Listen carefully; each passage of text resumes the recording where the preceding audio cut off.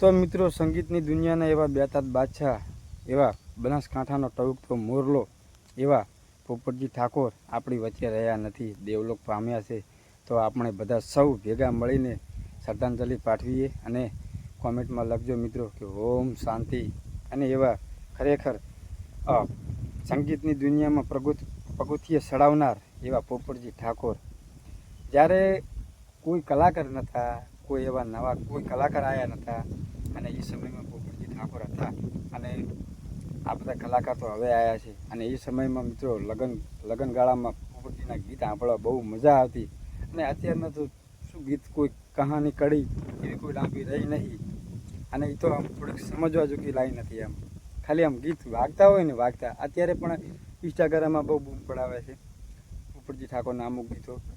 ખાલી તમે ખાલી ગીત સાંભળશો ને તો તમારા આમ દિલમાંથી આમ સુકૂન મળશે. આમ બે ઘડી આમ સાંભળવાનો જીવ થાય છે તમને.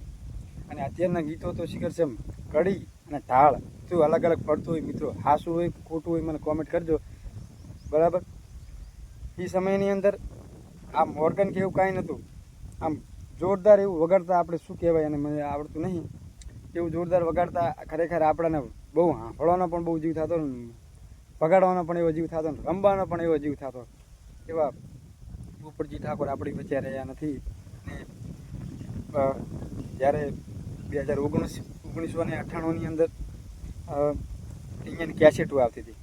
આ કેસેટ આવી હતી, પછી પટ્ટીવાળી કેસેટો.